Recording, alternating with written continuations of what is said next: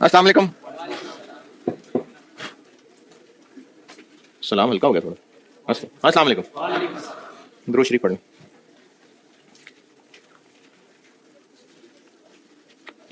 सवाल लिखें।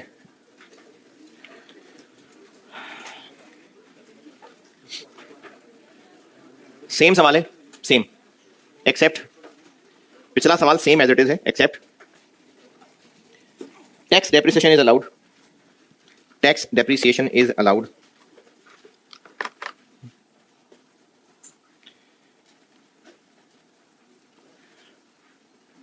एट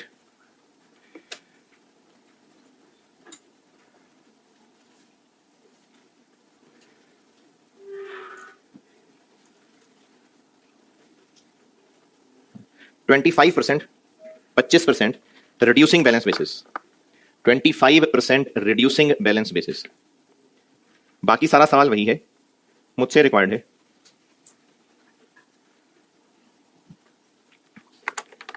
जी जी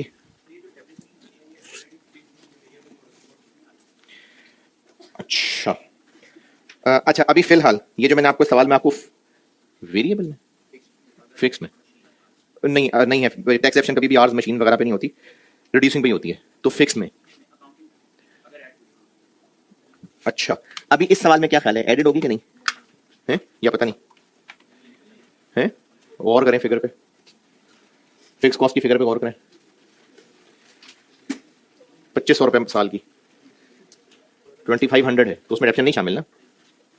अच्छा, बाकी लोग भी सुन लें और एक एग्जाम नोट लिख लें कि प्रोजेक्ट से रिलेटेड जो फिक्स कॉस्ट बताई होगी बाय डिफॉल्ट वो डेप्रिसिएशन के अलावा है।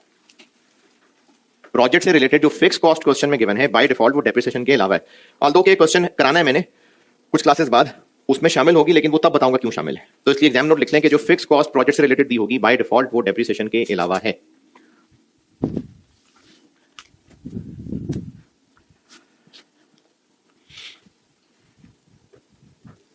अच्छा, तमीज तो ये है कि आप ये सवाल दोबारा सॉल्व कर लेना।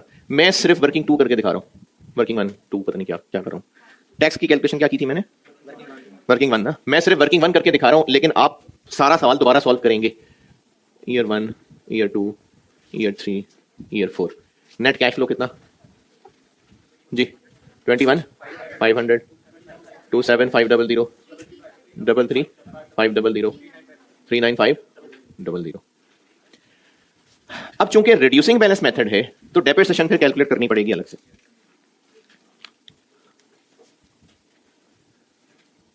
कॉस्ट कितनी? 70,000। पहली डेप्रिसिएशन 17,500, क्या रह गया? 52,500। दूसरी डेप्रिसिएशन रिड्यूसिंग बैलेंस ऐसे ही करते हैं ना बुक वैल्यू पे जी, 13,125, क्या रह गया? 7,375। तीसरी डेप्रिसिएशन 9,844, बाकी रह गया 2,9531। चौथी डेप्रिसिएशन 7,383, बाकी रह गया 22,148। 4 साल डेप्रिशिएट होने के बाद प्लांट की बुक वैल्यू रह जाएगी इतनी, और बेचेंगे कितने का? 10,000 का। तो ये बाकी 12 क्या होगा? लॉस होगा।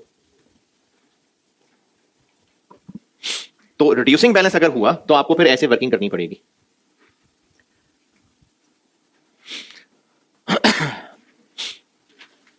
अच्छा, यहां पर एक सवाल आया करता है, नहीं आया खुद ही बता देता हूं। जब मैंने पिछली क्लास में इसको स्ट्रेट लाइन से किया था तब तो लॉस ऑन डिस्पोजल नहीं निकाला था। करके देख लें, चेक करके देख लें, करें चेक करके देख लें। 70,000 में से 4 साल की डिडक्शन माइनस करके देखें क्या बचता है। 10,000, तो 10 का ही बेचेंगे तो कोई गेन लॉस नहीं। तो डेप्रिसिएशन आ गई 17,500 और 13,125, 9,844, 7,383, और लॉस ऑन डिस्पोजल किस साल में? ये चौथे साल में 1,4। अगर प्रॉफिट होता तो ऐड हो जाता 4,000, 1,437,5 जी, 2,365,6, 1,99,69, और इस पे टैक्स बन जाएगा 1200 413 7097 5991।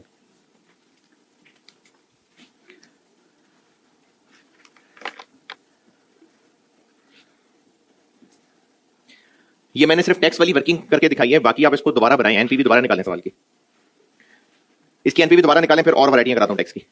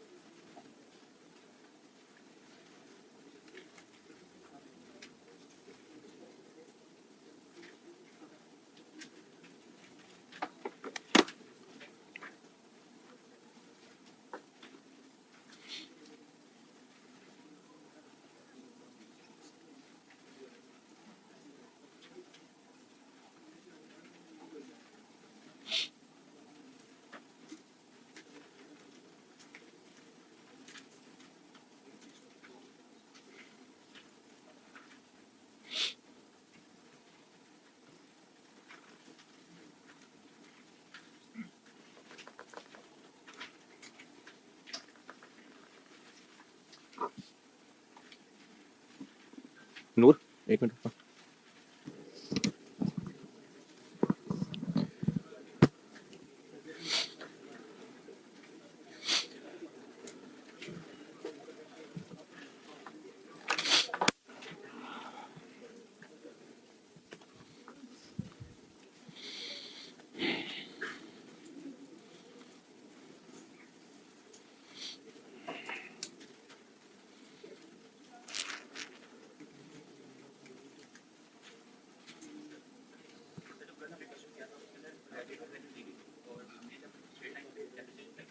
हम्म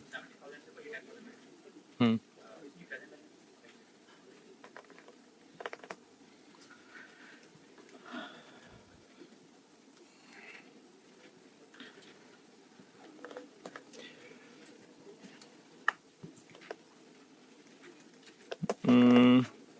नहीं, कुछ आगे चलने दें क्लास।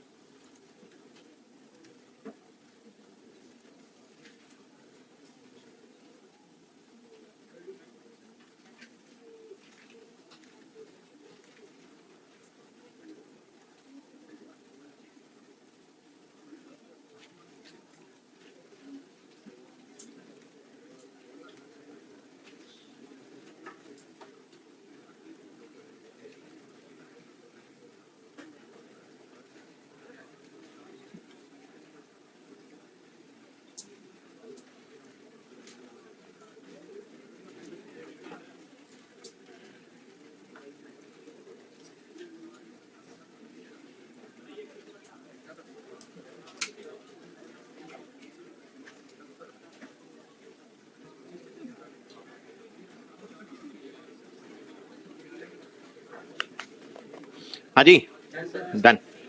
बाकी सारे कैश फ्लोज वही हैं, सिर्फ टैक्स बदला मैंने और एनपीवी चेंज हो जाएगी। चलें टैली करा दें, कितनी आ गई एनपीवी? 9213। ठीक, और लिखें सवाल। अब इसमें मैं एक और वैरायटी दिखाता हूँ, लॉस ले आता हूँ।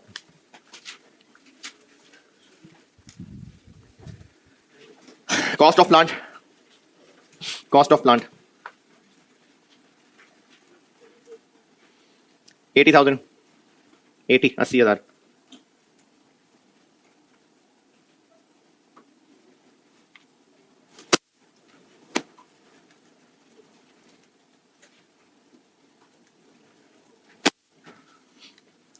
RV 10,000,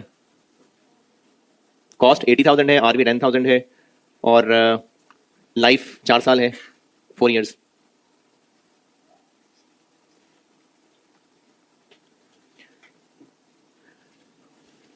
sales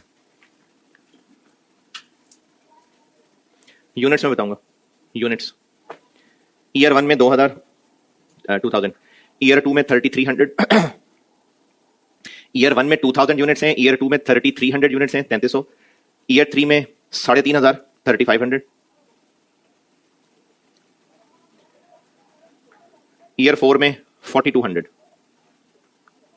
2000 3300 3500 4200। सेल प्राइस 20 रुपए per unit, 20 per unit.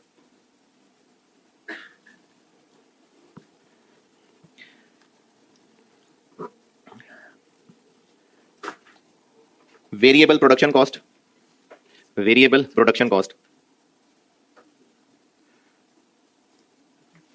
7 per unit, 7 रुपए per unit. Variable selling cost 2 रुपए, ₹2 पर यूनिट।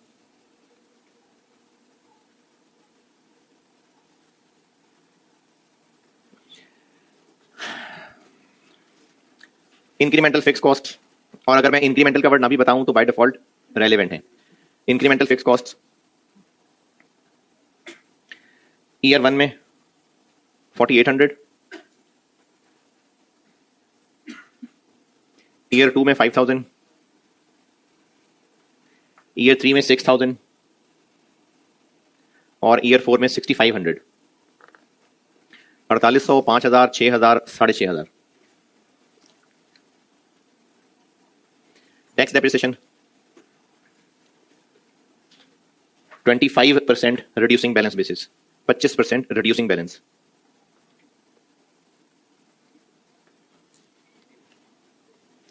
Tax rate 30%, 30%।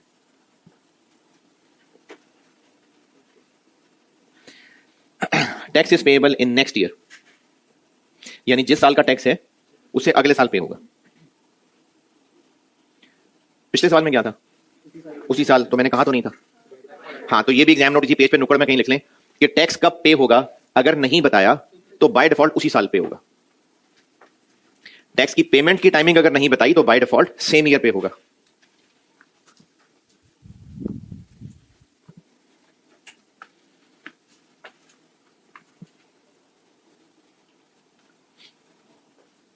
अच्छा, इस सवाल से मैं आपको टैक्स की एक तो ये नेक्स्ट ईयर वाली, एक लॉस वाली और एक कॉस्ट ऑफ कैपिटल की एक वैरायटी बोलता हूं।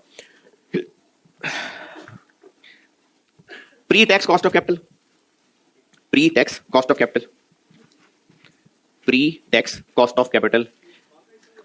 वैसे ही हालचाल पूछ रहा हूं आपसे, सवाल लिखवा रहा हूं ना, सवाल का ही हिस्सा है, सवाल ही बता रहा हूं। Pre tax cost of capital 11%, after tax cost of capital 9%। Pre tax cost of capital 11% बताया है और after tax cost of capital 9%। कौन सा यूज करना होगा इसमें से? अरे मैंने एम ही कह दिया था कि वो वैल्यू इन यूज की तरह का है, बस सिर्फ तारुफ ही था। क्या हम कैश फ्लोज में से टैक्स माइनस नहीं कर रहे? तो जब नेट कैश फ्लोज निकल रहे हैं जिनकी डिस्काउंटिंग करनी है वो आफ्टर टैक्स कैश फ्लोज हैं, तो डिस्काउंट रेट आफ्टर टैक्स। ये भी इस पेज पे नुक्कड़ में कहीं लिख लें कि cost of capital after tax use होता है डिस्काउंटिंग के लिए, प्री टैक्स नहीं। डिस्काउंटिंग के लिए आफ्टर टैक्स डिस्काउंट रेट इस्तेमाल होता है, प्री टैक्स नहीं। और ये आफ्टर टैक्स क्या चीज है FAR 1 में तो नहीं बताया था, लेकिन अब MFA में अगले चैप्टर में आएगा कि आफ्टर टैक्स क्या चीज होती है। ये अगले चैप्टर में आना है। एग्जाम नोट दोबारा बता रहा हूं, डिस्काउंट रेट जो यूज करना है वो आफ्टर टैक्स डिस्काउंट रेट होगा, प्री टैक्स नहीं।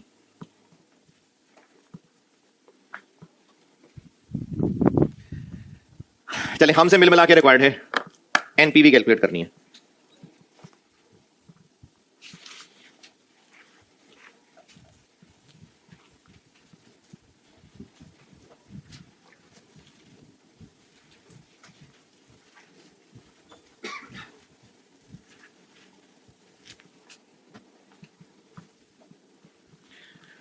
टैक्स चूंकि नेक्स्ट ईयर पे होना है तो प्रोजेक्ट की लाइफ तो 4 साल है, तो चौथे साल का टैक्स कब पे होगा?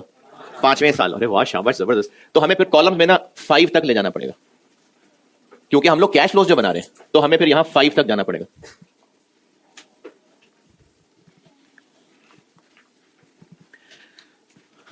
आपको बताया था कि सेल्स वेरिएबल कॉस्ट अलग अलग भी लिख सकते हैं, कंट्रीब्यूशन भी लिख सकते हैं। तो आज आपको कंट्रीब्यूशन लिख के दिखा देता हूँ, कंट्रीब्यूशन। और एग्जामिनर को हम ये बता देते हैं कि यूनिट्स तो तुमने दिए हुए हैं, इनटू 20 माइनस 7 माइनस 2 यूनिट दिए में, और हम उसको 9 रुपए 11 रुपए से मल्टीप्लाई करने लगे जी। 22,000 36 300 38500 46 200 फिक्स्ड 4800 5000 6000 6500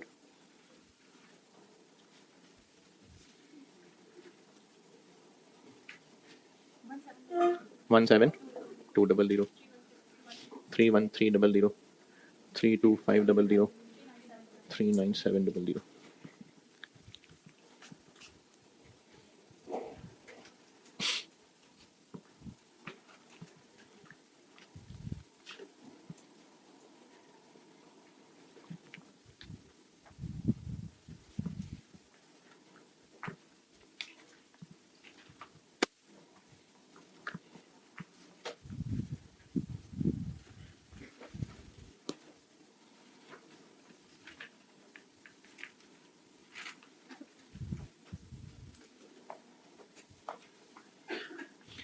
हाँ जी, डेप्रिसिएशन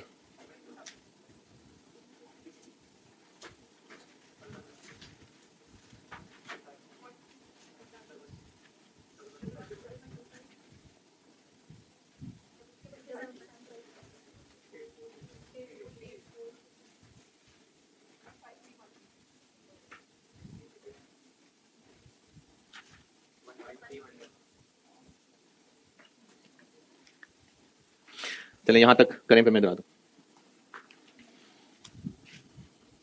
अभी नूर इधर रखना कैमरा ताकि नोट कर लें।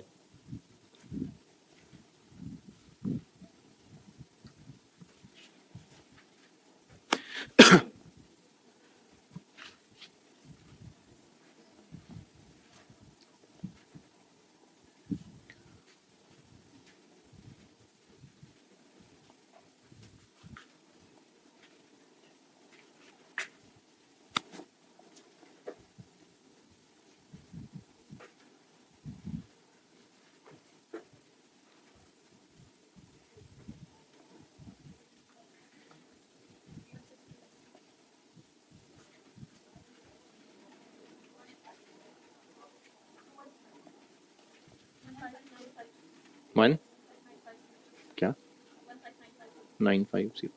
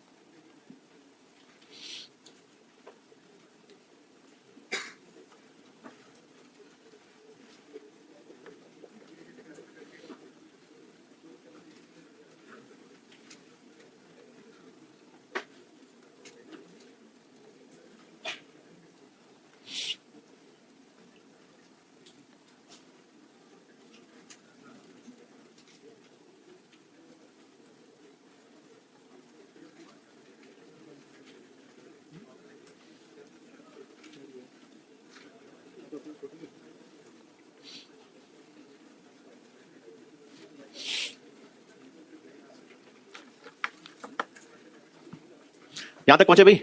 अच्छा, अब यहां पर बताएं क्या अजीब है, लॉस आ गया।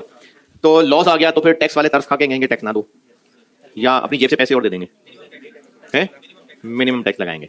तो अब यहां पर आपने ना जो आपके अंदर टैक्स का टैलेंट मौजूद है वो वहीं रखें, यहां पर कोई मिनिमम टैक्स और ये ना लाइएगा।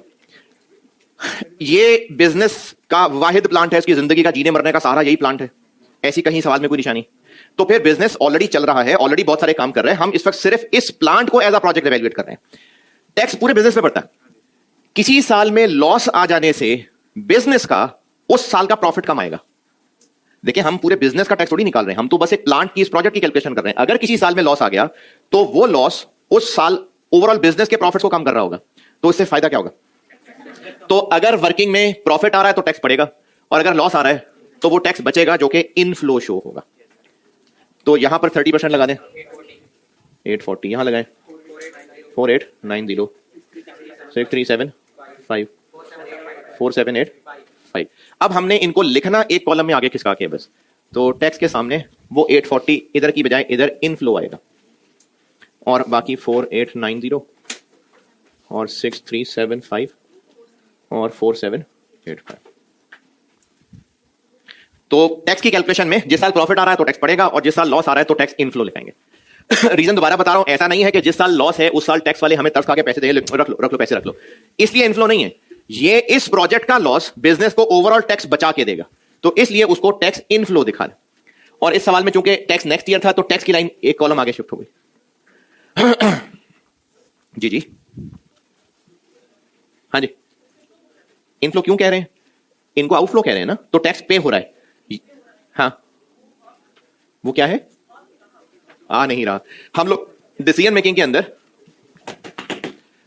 अपॉर्चुनिटी कॉस्ट को, अगर हम ऑलरेडी खरीदा हुआ एसेट यहां यूज करेंगे तो उसको अपॉर्चुनिटी कॉस्ट आउटफ्लो दिखा रहे होंगे ना, तो पैसे तो नहीं जा रहे होंगे, लेकिन पैसे थोड़ी जा रहे होंगे, पैसे जा तो नहीं, वो तो रेंट आना था नहीं आएगा, पे क्या हो रहा होगा? कुछ भी नहीं। तो डिसीजन मेकिंग के अंदर जो मैंने 4 टिप्स बताई हैं, जो कैश इनफ्लो होगा, जो कैश आउटफ्लो होगा, ये तो असल में फ्लो होगा, लेकिन जो तीसरी चौथी चीज है वो हवाई बात है। इनफ्लो होना था, नहीं हो सकेगा, तो एक नुकसान वाली बात है ना, उसको यहां आउटफ्लो दिखाएंगे तभी तो नेट पता चलेगा फायदे में प्रोजेक्ट जा रहा है कि नहीं जा रहा।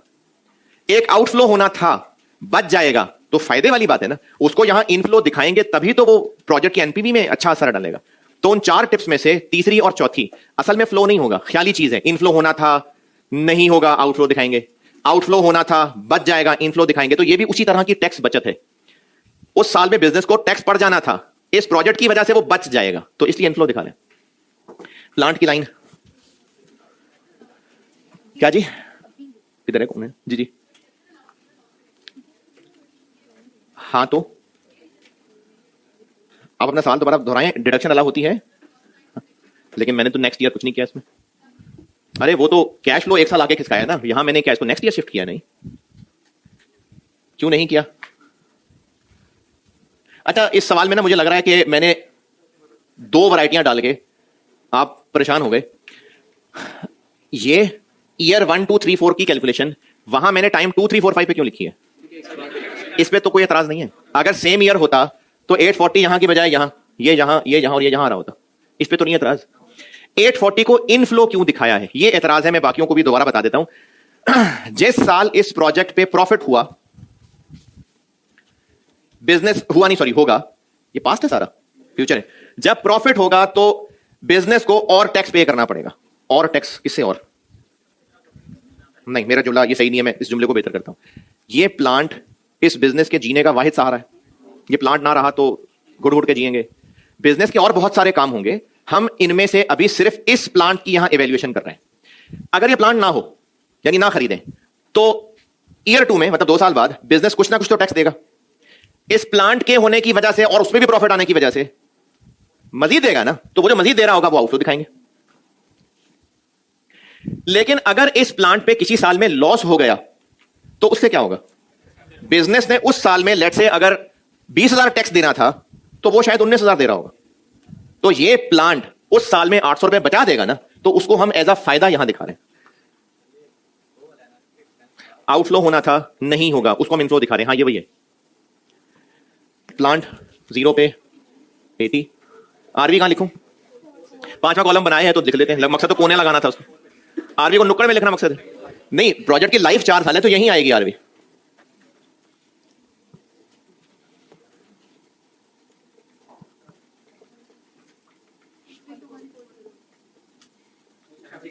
To seven. अच्छा, अब जो लोग नोट नहीं करते बाद में सेल्फियां लेते हैं तो वो फिर इसकी लाइन टेढ़ी कर जाएंगे। ये 0 पे है, ये 1 पे है।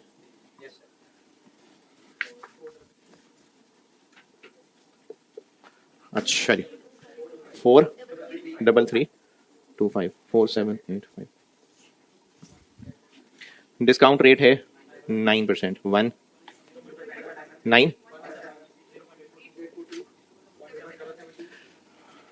दिमाग में गूंज रही हैं चीजें, दोबारा बोलें। 772708650। यार वो किधर गया जो हर दफा गलत बताता था? वो जहां बैठा होता था, जो हर फिगर जिंदगी में गलती बताई उसने। अच्छा, रिजल्ट के बाद आएगा। 152739 315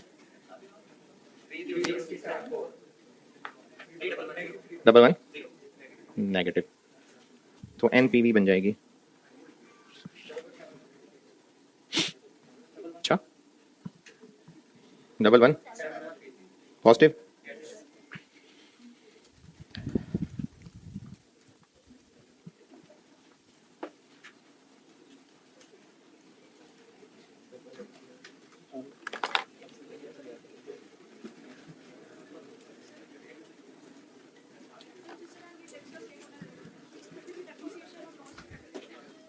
टैक्स का सेम होना, सेम होने से क्या मुराद है? अच्छा अच्छा जी, इसको वहां कैश फ्लो क्यों नहीं लिख रहे?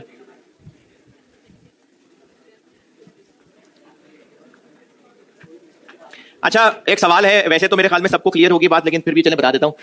सवाल यह है कि डेप्रिसिएशन को मैं कैश फ्लो क्यों नहीं लिख रहे? एक तो जवाब है कि वो कैश फ्लो नहीं है। फिर भी अगर कुछ शक लग ही रहा है कि नहीं उसको लिखना तो चाहिए, तो हमने 80 लिख तो दिया है। 80 नहीं डेप्रिशिएट होना है ना, तो हमने 80 को आउटफ्लो दिखा तो दिया है। अब डेप्रिसिएशन को फिर से थोड़ी कोई लेस करना है।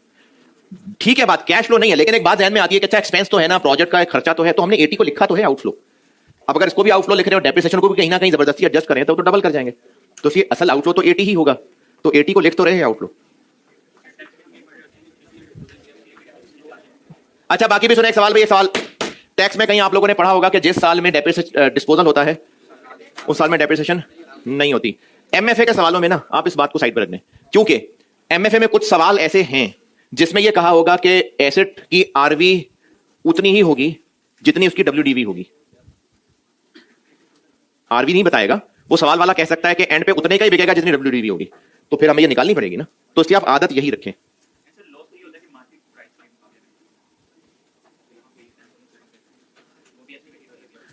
लॉस होता है जितने का बिकेगा, तो 10 का ही बिकेगा ना। वो तो अभी कुछ भी नहीं हुआ, सारा फ्यूचर ही है सारा। अभी तुमने खरीदा भी नहीं 80,000 का, अभी तो सब एस्टीमेट चल रहे हैं। नोटेड? और सवाल लिखे लिखे लिखे लिखे। ये ऐसे होने लगा, ऐसे ऐसे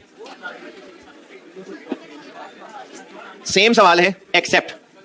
जी क्या हो गया जमात को? इंशाअल्लाह अल्हम्दुलिल्लाह जरूर पढ़ेंगे, लेकिन भी एक सवाल भी लिखें। सारा सवाल सेम है except any tax loss will be carried forward to next year. Sorry की क्या बात है? इट्स ओके, कोई मसला नहीं।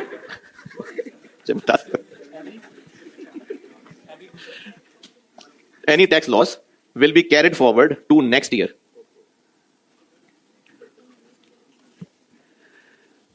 अब सवाल में फर्क यह पड़ेगा, मैं सिर्फ ये वर्किंग 1 बना के दिखा रहा हूं। अब सवाल में फर्क यह पड़ेगा कि ईयर 1 में कोई टैक्स नहीं होगा क्योंकि लॉस है, ये कैरी फॉरवर्ड हो जाएगा, और अगले साल ये ब्रॉड फॉरवर्ड होके यहां लेस हो जाएगा 13। अब टैक्स होगा, तो टैक्स ईयर 1 का कुछ नहीं, 4050, ये वही है 6375, ये फर्क पड़ जाएगा। तो अब आपके लिए एग्जाम नोट ये है जी, दोबारा, अब आपके लिए एग्जाम नोट ये है, किसी साल अगर लॉस आ गया और सवाल में मैंने लाइन लिखवाई है कि लॉस कैरी फॉरवर्ड होगा, तो जिस साल लॉस, कैरी फॉरवर्ड लॉस नहीं पता, जिस साल लॉस आ गया उस साल टैक्स नहीं है क्योंकि लॉस है। अगले साल जब प्रॉफिट है तो पहले पिछला लॉस एडजस्ट होगा, ब्रॉट फॉरवर्ड टैक्स लॉस, फिर अगर प्रॉफिट बनेगा तो टैक्स है, और अगर ये मजीद लॉस होता तो फिर ये अगले साल ब्रॉट फॉरवर्ड हो जाता।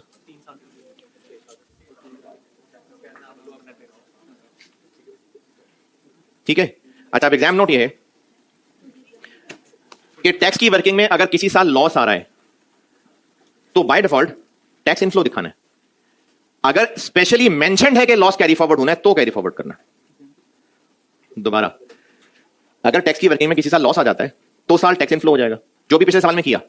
लेकिन अगर स्पेसिफिकली सवाल में कहा हुआ है लॉस कैरी फॉरवर्ड करने का तो यह काम करना।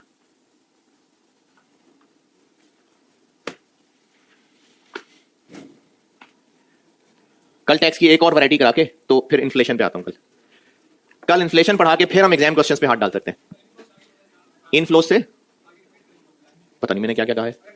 मैंने कहा है कि अगर किसी साल टैक्स की वर्किंग में जिस साल लॉस आ रहा है तो टैक्स इनफ्लो दिखाना, यानी जो पिछले सवाल में था ना बाय डिफॉल्ट वो है, इससे जो पिछला सवाल किया है बाय डिफॉल्ट वो है।